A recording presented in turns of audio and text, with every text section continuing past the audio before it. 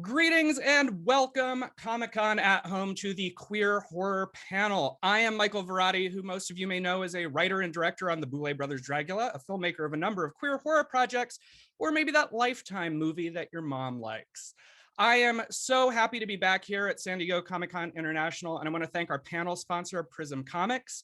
We have a great lineup today of creators who are here to talk to you all about the intersection of all things spooky and horror and queerness. So I would like to leap right into that and introduce to you who we have with us today. First up, author of the critically acclaimed novel Elatsoe, which was named by Time magazine as one of the 100 best fantasy novels of all time, and the forthcoming A Snake Falls to Earth, which comes out in October. Please welcome Darcie Little Badger. Next up, the head witch at Power and Magic Press, which specializes in speculative fiction from the LGBTQIA, intersectional, and creators of color, and also known for such titles as Power and Magic, the Queer Witch Comics Anthology, and Heartwood, Non-Binary Tales of Sylvan Fantasy. Please welcome Joamette Gil. An acclaimed author, poet, and cartoonist known for such works as Of Sea and Venom, the folk horror comic series Little Cornfields, and the graphic memoir Crushed. She's also one half of the band Blue Ghosts. Please welcome Trinidad Escobar. A cartoonist on the syndicated comic strip Heart of the City, the co-creator of the award-winning GN Archival Quality, and featured in short anthologies such as the Eisner Award-winning Elements, Fire, Mine, and Deadbeats. Please welcome Steenz. An illustrator and writer whose work has been seen across the comic space with titles that include Hotel Dare, Dead Weight, Murder at Camp Bloom, as well as the ongoing web series Briar Hollow. He most recently joined the Marvel Universe penning Reptil. Please welcome Terry Blas. And last but not least, the graphic artist behind Sister Hyde Design, whose work has been featured by the likes of the Criterion Collection, Arrow Films, and more. She's also the producer of queer horror podcasts Dead for Filth and It Listens from the Radio. Please welcome Drusilla Adeline. Welcome, welcome, everybody. I'm so excited to have you here. And for those of you who have never done one of these with me, I always like to start with a very basic but not so basic question. And it is simply this: why horror? And that seems big, but I'll break it down a little bit. What is it about genre material that draws you as a creator, and sort of like, what is your origin story? And if we could just get like a little bit of your background in this space, and we'll just start with Drew, and then I'll just call on you each one by one. Oh yeah, I knew you were gonna start with me. I've heard that question so many times in my life, and I wonder why. My background comes from being absolutely scared shitless for years and years and years and years and years by every horror movie I ever saw, and not knowing my way into the space, not thinking that this was even something that I liked, until I was a very quiet, closeted teenager in high school, just watching a myriad of art house films and whatever I could get my hands on at the library. And all of a sudden, you know, that led me down to David Cronenberg movies and Georges Franju movies and Hitchcock movies, and very soon Dario Argento and the Giallo masters and Mario Bava. And I quickly discovered that not only was horror such an elevated art form unto itself as a genre, but also a space where you could play with sexuality, and you could play with gender, and you could play with presentations and political ideas all at once. And people didn't bat an eye. It's fine that, like, you know, Hellraiser is one of the most popular series in the world, and it's one of the gayest things in the world. It's one of the kinkiest things in the world. And it's unapologetic. And, you know, Clive Barker did everything he wanted to do in that. And it's, you know, a giant freaking hit. My stepfather watched those movies all the time. That was his favorite. And he's, you know, middle-class straight guy from middle America. And I was able to slip that into the house. Terry, what about you? I grew up in a very sheltered religious household, and I didn't really watch a lot of horror growing up, but I read quite a bit because I don't think my parents were as like watching, I guess, or looking at necessarily what I was reading as much as what I would watch. But the first horror thing as a little kid that I think I encountered, I was like, ooh, what is this Bunnicula about this like rabbit vampire? Which is not really horror at all. But I liked sort of the dark idea of that. And then I read a lot of Lois Duncan growing up. I love the book Locked in, I think it's Locked in Time. And then of course she did like I Know What You Did Last Summer and whatnot. But the first horror film I encountered that I had to like sneak was the original Fright Night. And it like super hit me in a really weird way, where I just started trying to sneak around my parents and find whatever horror I could watch. As I grew up, I started getting really into stuff like Buffy, which also has comedy and action in it, but in the title that says comedy, horror, action, you know, and started devouring a whole bunch of Hitchcock. And I feel like, you know, I identify as a man, but I relate to stories and like stories about women much more. And I feel like when I learned that, for me, I don't think all horror is this way, but when I learned that, you know, some of the horror that I was really drawn to was about women overcoming like, you know, some crazy obstacle or BS, like to me those are like the really exciting movies, because I love a woman kicking ass, I guess. But I guess that would be my origin. Awesome. Darcie. Yes, so I'm in my 30s. So when I started reading in elementary school, Goosebumps were really big. And I think that was the first series that I just had to get every copy that came out immediately. And nowadays, I think about what I read and what I watch on TV, the movies. It tends to be almost 100% horror with some comedy thrown in. And I wonder why that is. And I fall back to really just my fascination with just the suspense and that cathartic feeling when it's finally broken. And also, I get this sensation where something that really truly frightens me causes tears to spring to my eyes. So the more scary things I watch, the more difficult it is for these movies to bring those tears to my eyes. So it's like this constant search for that tear fix. Even going back to my profession as an oceanographer, I do have a PhD in oceanography. And my favorite part of the ocean is the deep ocean. I think when I was an undergraduate and I decided to pursue the study of the ocean, that actually happened when I went swimming in the open ocean over 1,000 meters of water.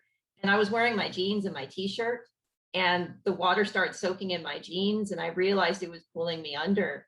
And just knowing that there was 1,000 meters of the unknown beneath me made me want to learn more about it and just confront it. And that's the same type of feeling I get when I am watching a really good, scary movie. I love that. And I think that there is an element with a lot of creators who are drawn to the genre about this sort of conquering of fear. Drew mentioned it as well, like, you know, being so scared to the point you become obsessed with it. I think one of two things can happen. You either run from it for life, or you run towards it because you want to understand it. And I always love that answer, because I was that person who would run and turn off the TV if the music got too intense. It freaked me out, and I'd be like, no. And my poor parents had to put up with that. Steenz, tell me about your origin story. So growing up, I think the closest thing that I had was really books as well. You know, when you watch a movie with someone, they're like, oh, I don't really like scary movies. So you end up not watching them because whoever you're with doesn't like them. And I think that's kind of where it started for me, is because my parents didn't really care about scary movies. The people that I was with didn't care about scary movies. So I was just like, I guess I'm never going to get into it. And then eventually, you know, I'm like, you know what, that shouldn't be something that stops me from watching and really enjoying what I want, which is, you know, horror stories. But other than the actual like movies, I was into, you know, Goosebumps as well, Fear Street. There was something about the why not isms of those kinds of books, which is like, you don't really need to have huge world building. It's just, this is a scary book because it's scary. That's it, you know?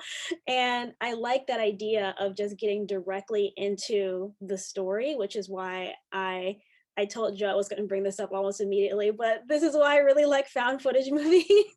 It's because you don't have to build a story. You already know the story, you live in it. So let's get to the scare.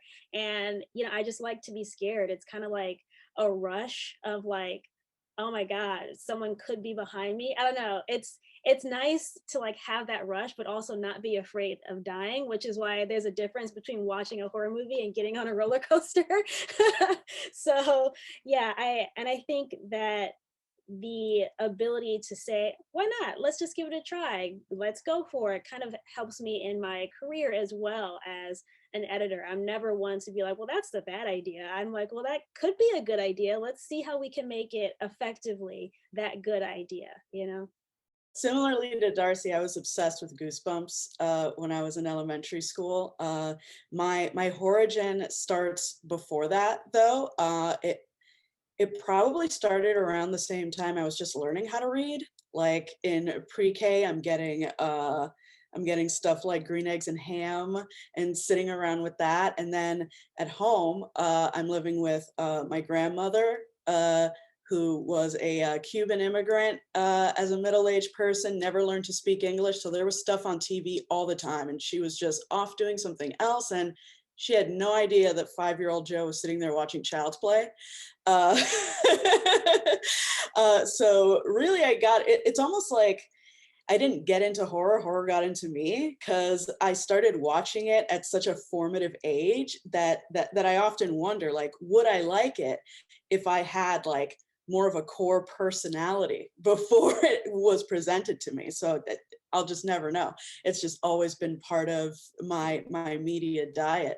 Like by the time I was 10, I had like a laundry list of favorite horror movies. It's like, oh, I love Stephen King's Sleepwalkers. I love Poltergeist. Like I just loved all this stuff. I was also just generally spooky. Like I really liked the Beetlejuice cartoon as a kid. I liked Sabrina the Teenage Witch. I loved magical girl stuff like Sailor Moon. But then when Cardcaptor Sakura debuted, it like stole my heart because she was more witchy and she had like a Crowley inspired mentor. Just like witchy, spooky, dark stuff has always attracted me. And in hindsight, I feel like it's because like Terry, I was very, very sheltered. My family was very, very protective.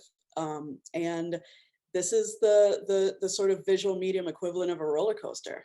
People ride roller coasters not because it's a car that goes fast, it's because it's a car that goes in directions that feel risky to your life. You get on a roller coaster because this should kill you, but it's not going to. And there's something about that thrill that's really attractive. I know for me, what I've unpacked is like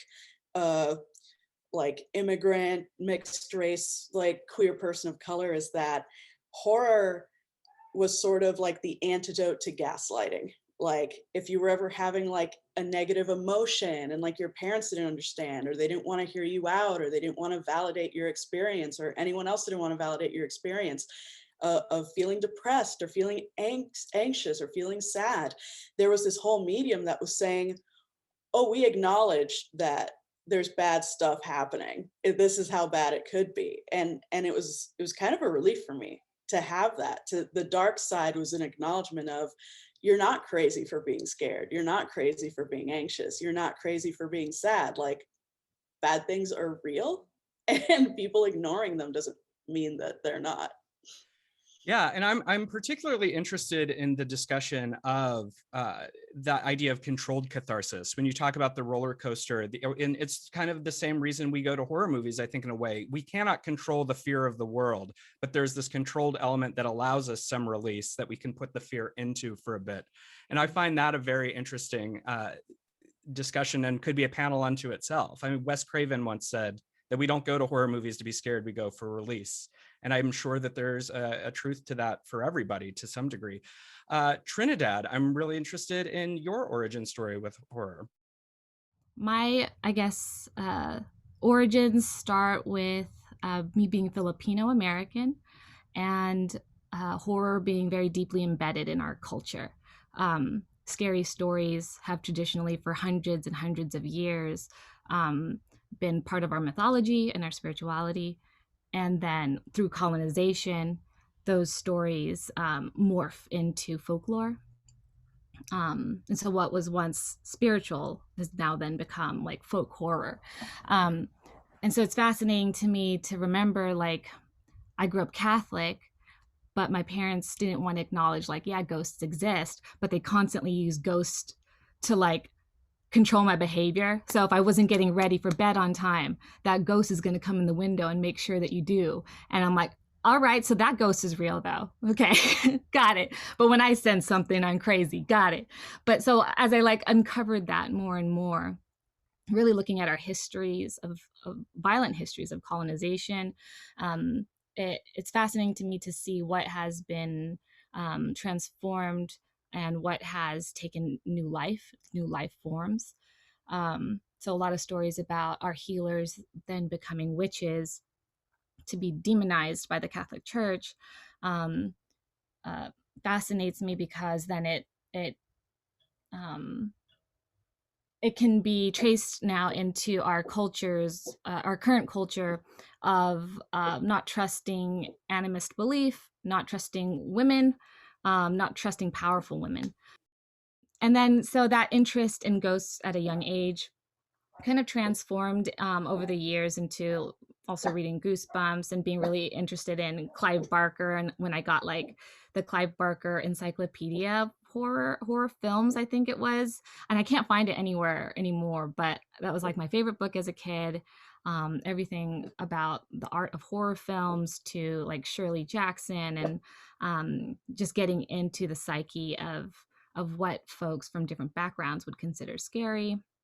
So psychological elements were really fascinating to me. And then I just decided to start writing stories about my neighborhood, which is in Milpitas, California, in the Bay Area. And there's a lot of folklore that's born from Ohlone storytelling, migrant storytelling, and that kind of blends in with some of the colonial stories that happened here in the 1800s. So I want to return to those things and bring them to light so other people in my area can enjoy them. Well, I'm so glad to hear kind of the background that you all have in the space. And now, of course, this is a queer horror panel. And one of the things that, we talked about before we all signed on is the idea that horror by its very definition is a genre of otherness. And so who understands otherness better in a lot of ways than queer people? And you talked about your roots in this genre, and in some ways you all touched upon this, but I would like to know, for whoever wants to answer first, just wave your hand and I'll call on you. Do you think that your interest in this material as it went on was also informed by your queerness? I've always seen my queerness as something that I don't really have to explain. It is what it is. And if you want to get into it, I suppose we can, but trust me when I say I'm definitely queer. I don't want to get into like, well, when I was young, my first girl crush was, like a lot of that is helpful, to talk about the how that grew. But when it comes to me personally, a lot of times I'm just like, yeah, that's it. And that kind of is like one of the things that I really like about horror in general, is just like you just kind of have to go in with the idea that, yeah, this is what's happening, And I mean, I think we all know that there are a lot of bad horror movies, and I still think that those horror movies, even the ones that don't have clear understandings of their own backstories or stuff that's just kind of thrown all together, like those are still worthwhile horror media for me as well. Because it's nice to know that people are still creating stuff that isn't what everyone wants to see. Everyone wants to see a Conjuring, and I mean, I'm really excited about the next one, but it does also help people see like there's other stuff out there, and it's just as valid. I was thinking about that a lot this week, about the sort of question of who can understand otherness more than queer people. And I came up with so many answers of who could understand it.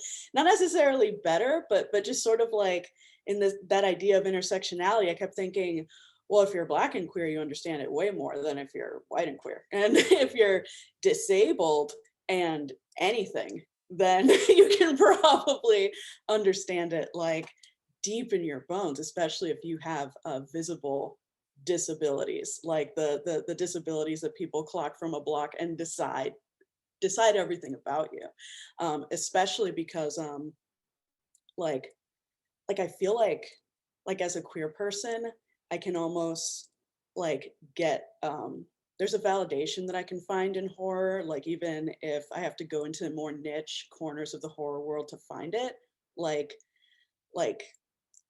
my beef with horror as a queer person is largely that I'm not there. And I want to see myself there. And then in the spaces, the corners of horror where I am there as a queer person, it does so much, and it feels like such a natural fit. It feels like a glove. Like, yeah, like being, like having desires that are considered otherworldly and out of the norm, and just not fitting into like we're basically told we're not natural. So this sort of like playing up of like in Hellraiser, like the heightening of the things that people might be afraid of from queer people, like depraved sexuality, or like the combination of like pain and pleasure and the blurred lines and sort of like the edges of that human experience of sexuality and pleasure and desire and also fright. I feel like it's such a good medium for that. And then as like someone with depression and anxiety, and someone who, you know, considers myself disabled and also knows that as a disabled person, I'm like the most privileged you can be while having a disability. I'm always like perpetually shocked at what people with disabilities are portrayed as in horror, and what people with disabilities just are painted as in horror. It's always a monster, always. People with disabilities are sort of something to be feared, like an outcome you don't want to see.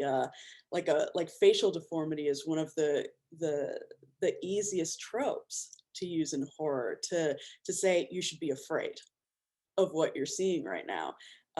Like Hereditary, a movie that I love. Like, aging isn't a disability, but you know, as you age, you can become, most of us will develop a disability of some kind.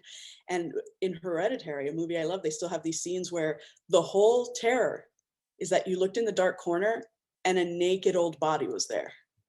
So yeah, just I thought about all of that, and how in growing ways, I feel like horror has so much to offer me as a queer person, but I don't see it moving. For me, as a trans individual, horror is a very complicated genre, because on the one hand, trans characters are still to this day kind of only ever depicted like as an immediate read of mental instability, or that's the killer. Like, you can look back to Psycho, you can look back to like Alfred Hitchcock's Murder from 1930. Like, this has been going on for a long time, to the point that like it's beyond a trope. It is, you know, satirized a lot of the time. But for all the pain that you can draw from, you know, very, very, very bad representation from Silence of the Lambs and Dressed to Kill and The Skin I Live In and that second X-Files movie,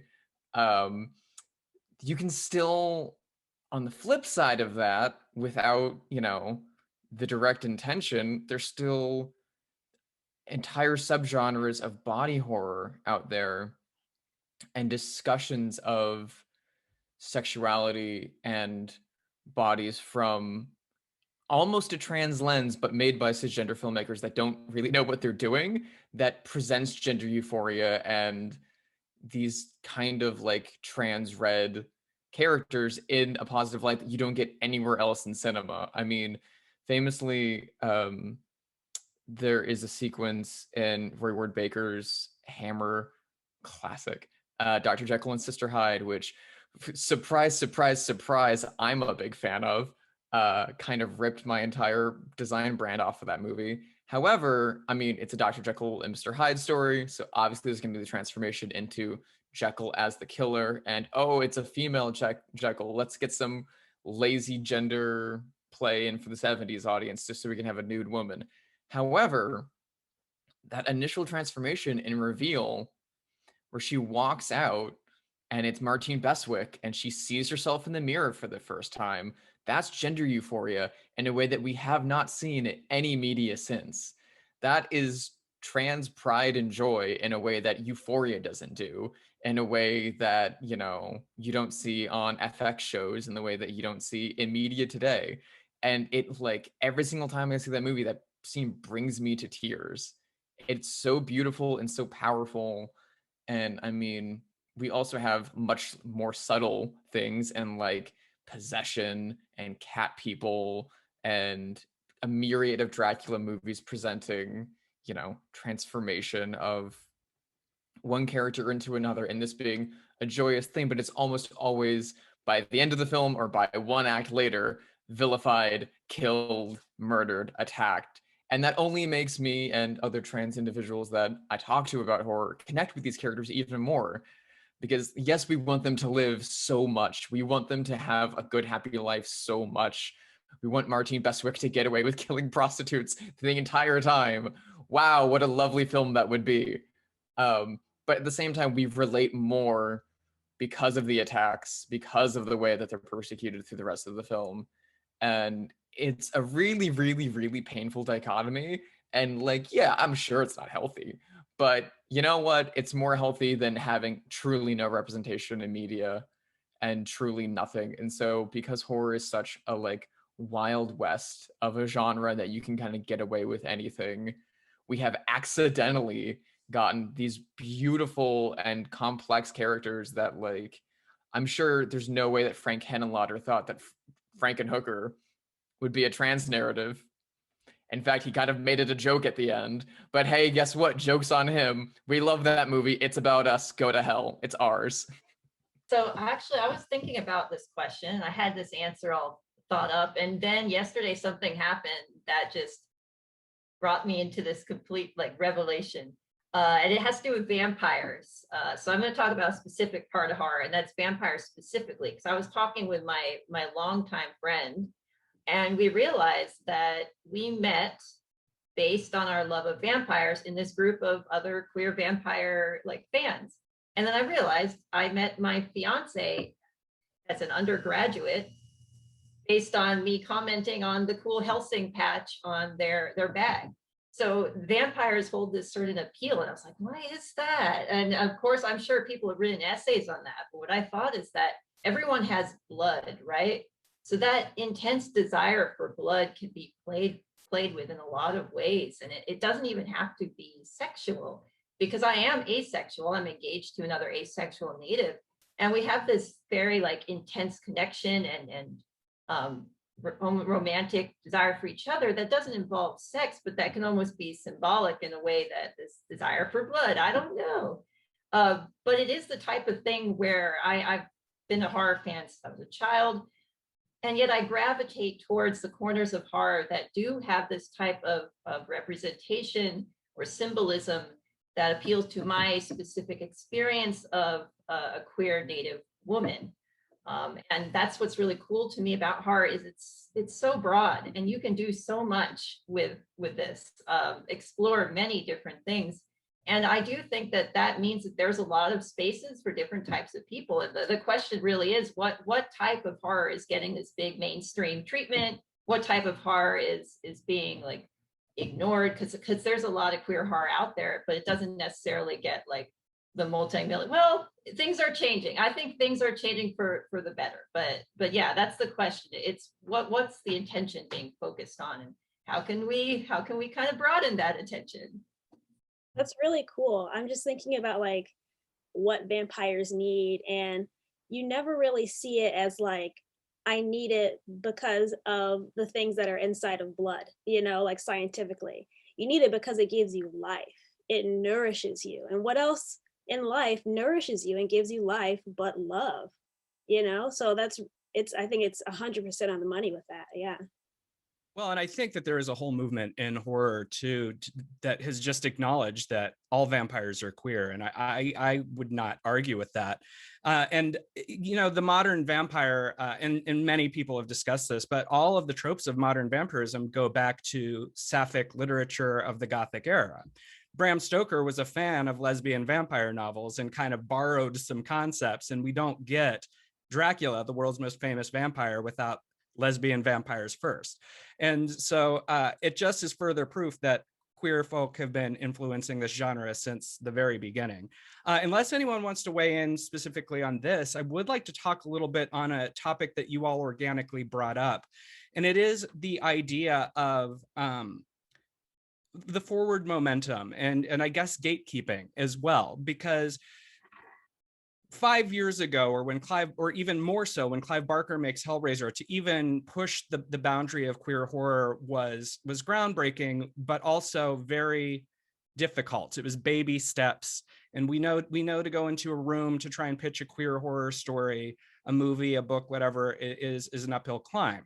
Now, there are those who would say that today that's different, and it is, but it's also, as Joamette pointed out and Drew pointed out, and Darcie was speaking to as well, it's different for a specific group within the queer community, and there are still a lot of people who are waiting to be heard or haven't been represented at all.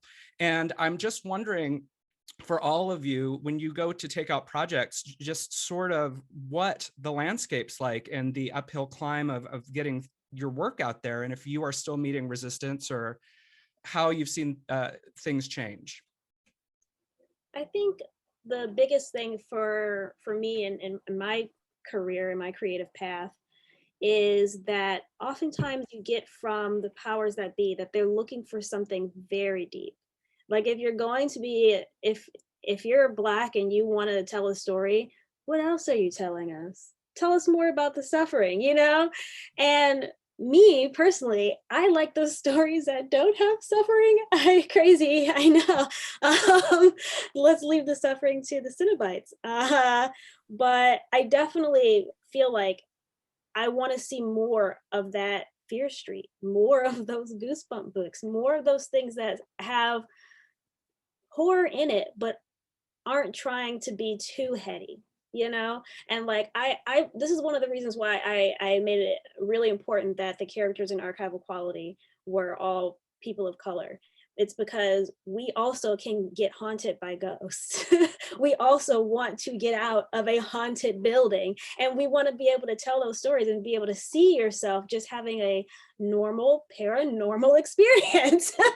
So I think the thing that's pushing back is honestly just telling people, no, I mean, okay, I guess you can say that it's a queer story because a queer person is in it, but I also really just want to tell the story that represents someone visually. Once you see that person there, honestly, that's enough to put somebody over the edge and be like, wait a second, this is a good thing. This is what I've been looking for. So it's also less pressure, you know? I don't want to always have that pressure on my shoulders that it has to be this huge story about queerness and, you know, as a whole. Can I just have queer people in my story? And the focus is on what happened to the death of this character, you know? So I think we still have some time, but I think the more comics and the more graphic novels that we put out, the easier that's going to be. Because honestly, comics is still relatively young compared to other industries in this in the world. And the more that we have comics with that kind of the like low stakes representation,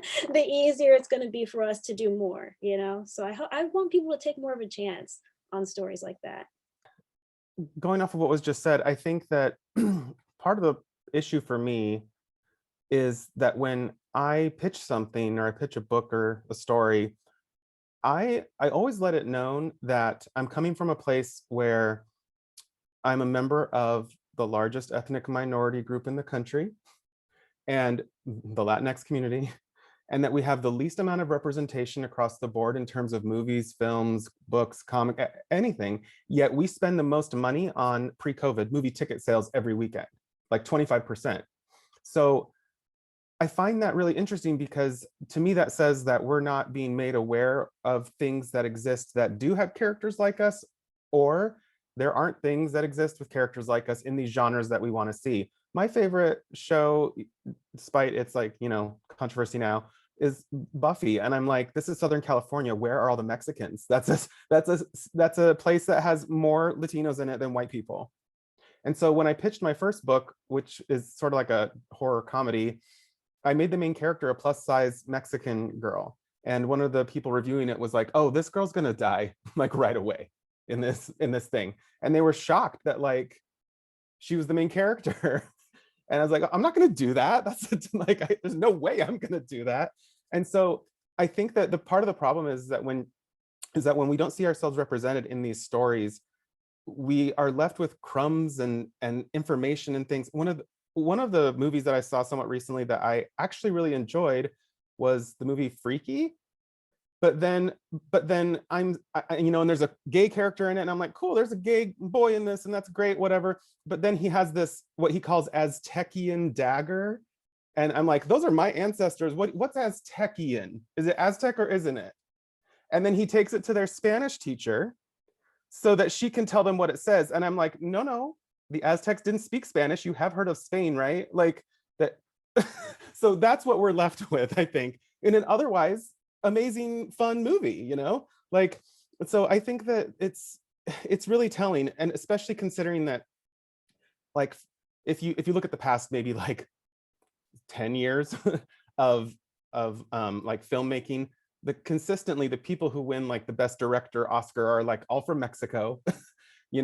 One of them is giving us stuff like Crimson Peak and Pan's Labyrinth, and so I think that there needs to be like a hard look taken at the sorts of people that are telling these stories and the kinds of stories that are being told. I don't know, I could go on forever about it. But that's why when I pitched my second book, Hotel Dare, I was like, I want to do a fantasy adventure for the Latinx community, and there's going to be everything in it. There will be some horror elements, there will be some fantasy stuff, so that we get to see ourselves in those kinds of stories.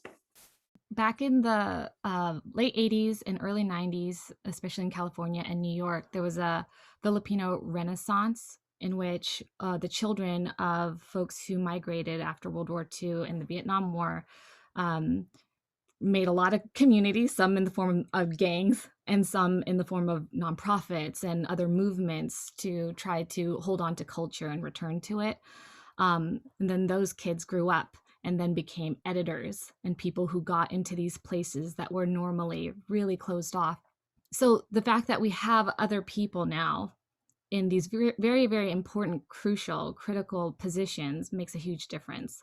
Because I could name like editors who are queer and white who are looking for queer stories, but when it comes to telling like Black and Brown or BIPOC stories, they're used to the suffering. They look for the migrant suffering, migrant stories like that show generational traumas. But when it comes to telling nuanced storytelling in which queerness is told and expressed through these stories, but not necessarily the central theme of a plot or of every scene, I think that's harder for folks who are not of us to recognize and see. It's like a fish seeing water. Like these stories for me are everywhere. But it takes someone of this background to also acknowledge it and see its importance, to value it and to fight for it when there's 10 other editors that they have to present stories to or pitches to. So I think things have changed in certain communities just because there have been real deliberate efforts to get folks into certain areas of power. Just wanted to piggyback on that real quick. I haven't had any issue with gatekeepers, but it's because I've never tried to get in. I head Power Magic Press, and the reason I created it was because I sort of looked at what was beyond the gate, and I said, it looks like it sucks in there. I don't want to go there. So I decided I'm going to build my own house with its own gate, and the sign at my gate is going to say, all are welcome. The only gatekeeping here is, can you actually draw or write? So quality gatekeeping, no, none of the like, there's no market for this gatekeeping. This is too ethnic gatekeeping. This isn't sad enough gatekeeping. Like, I love a suffering story because I love to cry. I love to find out that someone whose art is great has gone through the same trauma as me, so that I can like live it with them in that moment and have my catharsis and have a good cry, along with this like beautiful like prose or like dial or whatever that I've gotten and now gets to live in my house. And a lot of my stories are about suffering. Most of them end positively. I draw my suffering story. I published it in my own imprint, along with like sandwiched between like 25 other stories that aren't about suffering. So there's a little palate cleanser on either side of it, because art is how I exercise my demons, to stay on the horror theme.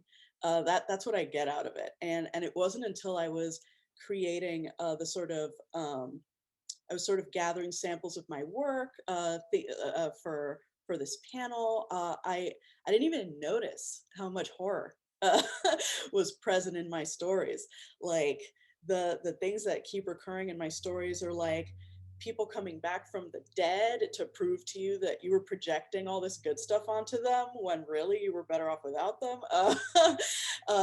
Feeling totally lonely and the only person you can relate to is this ghost who's someone who's already dead, but they know loneliness like you do because they are dead and they're not seen anymore. Stories where the concept of having to be cis is a shadow in the woods that is stalking you while you try to get out. like stuff like that. And yeah, it's therapy, right? But there is such a big difference between like having to pitch to an editor, like Trinidad was talking about, who's like white and gets to decide like what parts of you they want to monetize, what parts of you they feel they can put a dollar sign on, versus like the situation now where we're getting more and more people who actually see the inherent value beyond monetizing and selling to white people in what we have to offer, as well as I'm a big believer in make our own. Like, sure, white people not hating us and cis people and straight people not hating us is great, but have you tried having so much community power that it doesn't matter if they hate you? That's my dream. I just want to say that when I found Power and Magic Press, that changed a lot for me. Like Joamette's work really changed a lot for me. The last 5 or more years, I've been trying to get away from this vision of what it means to be a successful author or comic book creator. Like we know the origins of like comics in the West and the underground roots, and somehow because the book industry, literary community industry has like sunk in their claws into it, and recently we're like, yeah, these are legitimate forms of books. Now we're kind of there's also a movement of folks trying to get into these places that normally didn't want to publish graphic novels and comics, but there's also simultaneously a wave of people returning and saying, you know what, I'd prefer to invest my creativity in my own community with indie presses, small presses, self-publishing, do it yourself, and make your own. And so I just want to acknowledge like all the work that Joamette's done, and that I've been like nonstop talking about your work and what you've done for this movement. It's been really critical and valued. Thank you so much. We love support. So we definitely tackled some very serious topics, but one of my favorite things when you were all talking about your origins, a lot of you brought up the things that really excited you in childhood when you kind of found the genre, and the things that continue to excite you. What's out there in the space that really lights you up? What makes you excited? And whether it's overt text, subtext, but what is out there that's spooky and fun and making your day? I want to follow up. Actually, Trinidad said we're talking about small presses, indie presses. So this Neon Hemlock has been publishing a lot of really cool queer novellas / anthologies that are either like dark fantasy or horror. The first I read was Yellow Jessamine. Did I get that right? It's a flower's name by Caitlin Starling. And it's kind of this plague-centered, very, very like elegantly written scary novella, and I loved it. And I realized that they have some more that are being set to be published. The Unfettered Hexes has a lot of like witch stories by queer authors. And what's Wendy Wagner has one coming out. I wrote it down. Yes, The Secret Skin. So I'm really excited to read those, and they've been getting these really cool authors just to write all this stuff that I struggled to find previously. So that excites me. Also, I'm excited by, I want to call her the tall vampire lady from Resident Evil, but her name is Alcina Dimitrescu, and I need to bring that up because we were talking about like Carmilla, like sapphic vampire, and just, yes, I jumped full on the fanship when she was released, and I haven't previously played Resident Evil games, but I watched every single cutscene in Village. I know she's evil, but if she was a little less evil, I wouldn't mind maybe being one of her daughters or something, and helping her make wine. That's definitely not sinister. So I'm really excited about that. You know what? I do not play video games, but I keep seeing her image on my social media. And let's talk about a lady who can rock a hat. I am all about that look. What else? What all are you interested in, or movies that from your past that you love, or anyone? I'll go. Okay. So first of all, I really hope that you get to meet your vampire lady and she brings you into her coven. So my fingers are crossed for you. There are actually two things that I've actually been looking at and enjoying, and part of it is, yes, it is found footage, but the other is small press horror stories. There's something that's really, really awesome about being able to get a horror story that's just like quick and easy and have it sit with you. I mean, obviously I love reading longer books as well, but sometimes those shorter ones are like, oh my gosh, they're so intense. So the stories in Crossroads at Midnight by Abby Howard are fantastic. And then also Maddie Gonzalez just recently put out a short comic that was also a horror comic, and I love short horror, quick and easy, get you right to the scare. But the found footage one, I really love this, the way found footage is moving from just being, is this real, to it is real, unless, I mean, it's like, there's so many found footage films out there that, you have the camera and you kind of know that it's a movie, but there's this new one that just came out called, I just looked it up, Murder, Death, Koreatown. And if you look on its IMDb page, there's no director, there are no actors, and it just has a description of what the movie is. And I'm just like, so this is real then. And I know deep down it's not real, but it's probably real, guys. So yeah, I really love found footage films that kind of play with that to make you actually feel scared, like, who knows, maybe you will get murdered. We'll see. Well, what's interesting too is after a year plus of Zoom, I think we all have lived our own found footage film to some degree. But yeah, absolutely. I mean, honestly, the kind of stuff that's being done with found footage, like with Host, which is entirely on Zoom, to Death of a Vlogger, which is entirely on YouTube, and all of this kind of new found footage, it's like, how else can we record ourselves? I just recently saw one where the entire footage is from the camera outside of someone's home. And so it basically all takes place on their porch. So like, I love that. Let's like strip it down. We don't need all these like, extra like SFX, which is great. I love effects, but it's really cool to be able to get something out of very little, Yeah, well, bringing it back to the topic of queer horror, what is really cool about found footage too is it's very democratic in the way that it brings the ability to make film to anybody who has the means to record something. So when we talk about sort of the uphill climb of getting anything across, if you have a cool queer horror story that you want to go tell and you have a found footage way to do it, and you're watching this panel, go make it. Maybe we'll be talking to you next year. I want to. So yeah, I want to see that movie in the interim. I just want to piggyback off Steenz to say that, yeah, Maddie Gonzalez's new comic Rhapsody is amazing.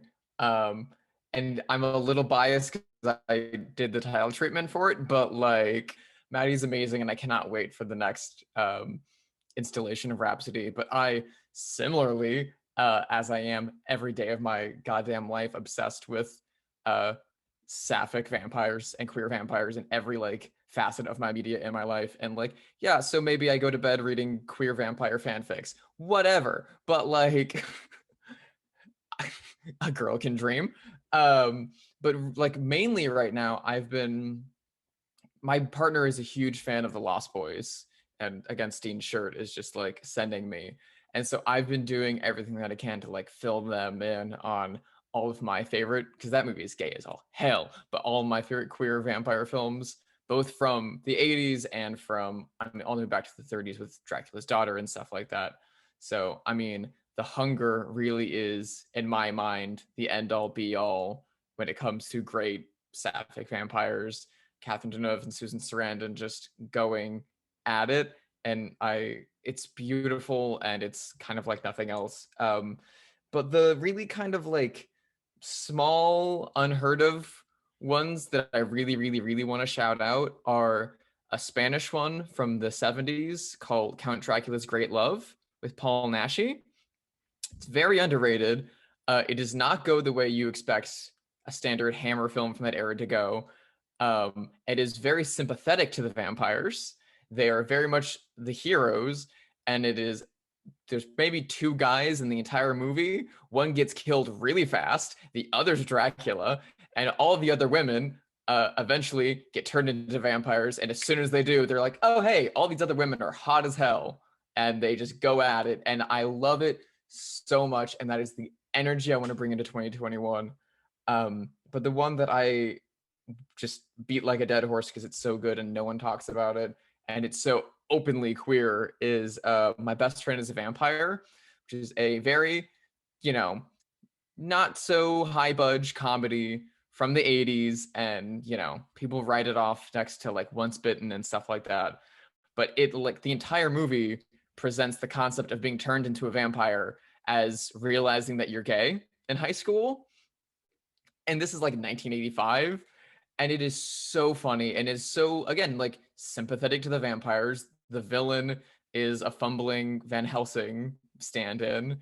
And there's lines about how like, oh, everyone's a vampire. That guy from that former president, vampire. Like, oh yeah, that actor, he's totally a vampire. You didn't know. And it's just, I love it so much. And it is so heartwarming. And also like the female love interest is one of the most like queer coded GNC characters I've ever seen in my life. And I'm like, okay, sure. If there was non-binary characters in films in the 80s, this would be one. But My Best Friend is a Vampire. It's very underrated. It's hard to find. Highly recommend it. I just started the comic Homesick Pilots, which is a haunted house graphic novel that came out, or trade that came out. And I like it so far. I think it's really good. It was just recommended to me. But I'm also halfway through this book that I just discovered called Horror Store. And it's a novel. It looks like this. It's a parody of IKEA, basically, and what happens during an overnight shift in the store. It's really creepy. It's really weird for someone who worked at IKEA for 4 years. It's like really hitting home. But I would recommend those books too. Yeah, those are, I think, my current recommendations. I'm also a Maddie Gonzalez stan. So just adding to the Maddie Gonzalez nation. Recently, I've been just plowing through a manga that someone on my timeline mentioned it, and I was like, "Ooh, I'm interested." They said the words horror romance, and I was like, "Go on." It's a manga called "I Want to Hold Aono-kun So Bad I Could Die." It is absolutely great. There's this high school girl. She's a loser. A guy helps her pick up her books when she drops them. She instantly imprints on him like a baby chick. And is like, a boy talked to me. He must want to be my boyfriend. And she confesses to him. They start dating. He is killed 2 weeks later. He's hit by a car. And the rest of the story is her being haunted by her 2-week-long boyfriend, and sort of a combination of their evolving relationship, sort of making it work even though he's a ghost, and exploring like her mental stability, which is not great. A trigger warning. So it just strikes a good balance with a lot of things. Highly recommend. Let's see. I also wanted to give a shout out to Knives and Skin, which is more of a thriller, maybe. It's basically like, I guess, Euphoria meets Twin Peaks. Meets Euphoria in the sense that it's about like teens that are cooler than you. And the main reason I want to give it a shout out is that it has the best, most like awesome Black goth representation I've ever seen in anything, and Black like queer girls, and it is just, it's like the main character is a white girl that goes missing. So like when I watched this movie, I was like super blown away. I was like, who are all these Black girls though who are getting all these lines? Oh, and they're still talking. Oh, and they have their own relationships, and now they're kissing each other. Oh my god. it was a treat. I'm a mom, and my son is at an age now where he's finally getting into horror in a more, like conscious way. He loved scary, spooky things. And he's the one who's pointing out, because now he can really see these signals, and he can see just queering of characters more clearly. And he's like watching Aliens, like, she's queer. And I'm like, oh, I know about that one. And then like going into Jason, Friday the 13th, and he goes like in a deep dive on YouTube, just trying to find out like why else would they harm him? It couldn't just be because of his appearance, and it had to be deeper. And he found some like theory that it's because he had a crush on a boy, and he was like, those kids are homophobic, and he just feels more for it, like he cares more about these characters as he searches for queerness in them. And I think it's just really fun for me right now, so I wanted to mention it. Before we head out, you all are very prolific, amazing artists. And, when I did the intros, I listed what you have worked on and what you're working on. But what's next? What can people look out for as we go ahead? And I'll just go down the line. Drew, what's up next for you? Well, I have a lot of stuff coming out this year because I have been a busy little bee with insomnia. So I have been working. I just dropped Kim Ji-woon's A Tale of Two Sisters with Arrow Video. So that's going to be coming out in a really, really stacked new edition in, I believe, August. And then there are a series of releases that I have queued up with Arrow and a couple of other great distributors that I think both queer horror fans and just queer film fans in general are going to be very, very, very excited about. I can't say, but there's at least one very big queer director that is going to be getting a lot of love very, very, very soon, and I'm honored as all hell to be assisting in that. It's truly nuts, and I cannot even begin to describe the scale of this project. But I'm also, getting involved in a little bit more writing. So hopefully next time you see me, the design credit won't be the only thing. Reptil #1 just came out, and issues 2 and 3 will be out in June and July. I believe issue 4 is in September. In October, I have a biography junior grade graphic novel about Cesar Chavez coming out. And also in October, my next original graphic novel comes out. It's called Lifetime Passes. It is a bit difficult to describe, but it's about a young Mexican-American girl who is a DACA kid. Her parents were deported, and she is obsessed with her local theme park. And she discovers on a trip there with her friends that if a member of your party dies while at the park, then the rest of your party, to avoid a lot of legal trouble, will receive lifetime passes. So she decides to form a fake senior citizen outreach program to take the elderly to the park in hopes that one of them might die. So that's the setup for my next book. It sounds a bit strange, but it's a fun book. And I am starting to write a new project right now that is very horror based. So my next book project is A Snake Falls to Earth, and that's coming this October, as you mentioned earlier. I guess for the comic fans, I wrote stories for a couple of comics that are coming this August. Superman Red and Blue, I wrote a story for that, and also I wrote a story in US of Captain America. So those are both, I think, dropping this August. I have a bunch of short stories in the works and anthologies that either have or haven't been announced yet, and a couple of those are horror. And also a graphic novel I'm working on that hopefully I'll be able to talk about more soon. And anything else? No, but I'm just so happy that I was here to speak with y'all, and that I met everyone. Lots of you for the first time. It was great to meet you. I am currently working on Heart of the City. I'm always working on Heart of the City. It never ends because there is no end. But I am working on the first collection, so I'm having fun thinking of cool cover designs for that. And I'm also working on my next graphic novel with Sam Satin, who Trinidad mentioned earlier, which is called Side Quest. It is a graphic novel history of tabletop role-playing games, as well as semi-memoir about how games have or have not influenced our lives. So those are the two big things that I'm working on, which is Side Quest is a lot of nonfiction, which I really, really love. And my next two personal projects I'm hoping that I can do will also be some more nonfiction and maybe some scariness to it. So yeah, that's what I got. The very next thing I've got is Mañana, or Latinx comics from the 25th century.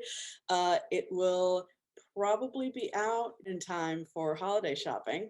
It is an anthology of sci-fi stories set in the 2490s and beyond, all by Latinx creators from all over the hemisphere. It includes our own Terry on the panel.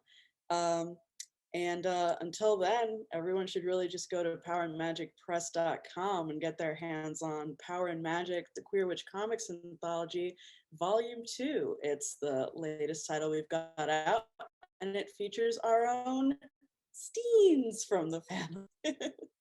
In the fall, a book of poetry comics that's also queer femme erotica, horror.